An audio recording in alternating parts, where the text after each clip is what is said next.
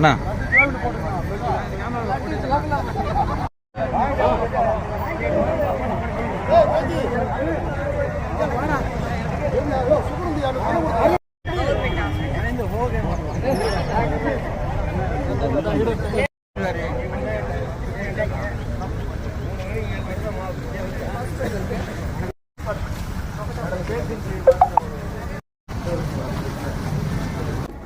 వైఎస్ఆర్ ఆ పేరు వినగానే అందరికీ కూడా ఒక ప్రేమ, ఒక ఆప్యాయతతో కూడిన ఒక పరిపాలనా విధానం గుర్తొస్తుంది.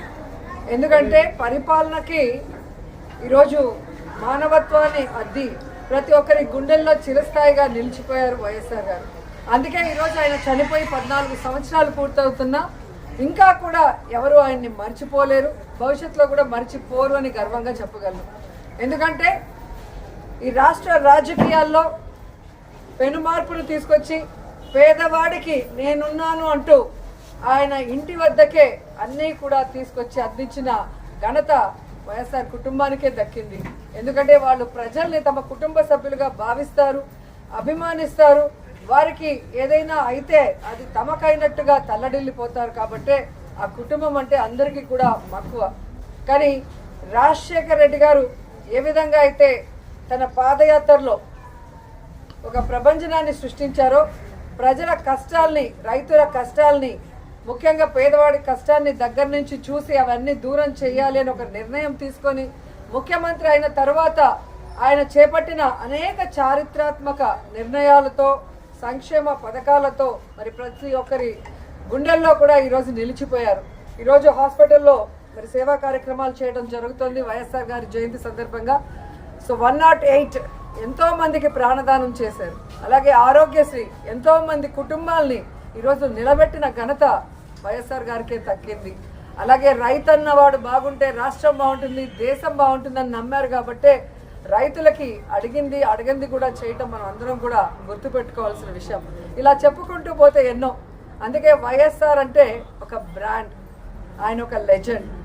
సో రాజశేఖర్ రెడ్డి గారు మనకి కనిపించకుండా పోయిన తర్వాత అందరూ కూడా తల్లడిల్లిపోయాం. రాజన్న రాజ్యం లేకుండా ఎలా బ్రతకాలి, రాజన్న లేకుండా మనం ఎలా ముందుకు సాగాలి అని ఎంతోమంది భయభ్రాంతులకి, అలాగే బాధ తప్త హృదయంతో చాలామంది ప్రాణాలు కూడా విడవటం మనం అందరం కూడా చూసాం. కానీ ఆశా కిరణం లాగా ఆయన కొడుకు పులివెందుల పులిబిడ్డ, రాజన్న ముద్దు బిడ్డ జగనన్న వచ్చిన తర్వాత మళ్ళీ దేవుడి పాలన ఎలా ఉంటుంది, రాజన్న పాలన ఎలా ఉంటుందో మరి మనందరికీ కూడా చూపించడం జరిగింది. కానీ మొన్న ఎలక్షన్స్లో మనం ఓడిపోవటం అనేది కొంచెం బాధాకరమైన విషయమే. అయినా మనం ఓడినా గెలిచినా అధికార పక్షంలో ఉన్నా ప్రతిపక్షంలో ఉన్నా మనం ఎప్పుడు ప్రజల పక్షానే, రాజశేఖర్ రెడ్డి ఆశయాలకు అనుగుణంగా ఏ విధంగా అధికారంలో ఉన్నప్పుడు పరిపాలించారో జగనన్న, ఈ 5 సంవత్సరాలు కూడా రాజన్న పరిపాలన మళ్ళీ తీసుకురావడానికి మనం అందరం కూడా కలిసికట్టుగా పోరాడాలని కూడా అందరినీ కోరుకుంటున్నాను. ఈరోజు రాష్ట్రంలో ఉన్న వైఎస్ఆర్ అభిమానులందరూ కూడా ముక్త కంఠంతో ప్రతిజ్ఞ చేయాలని కూడా కోరుకుంటున్నా.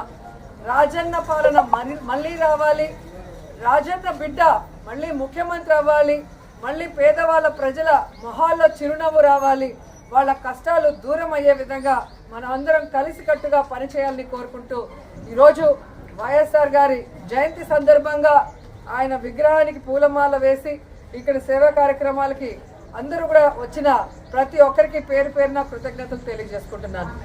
జోహార్ వైఎస్ఆర్, జోహార్ వైఎస్ఆర్.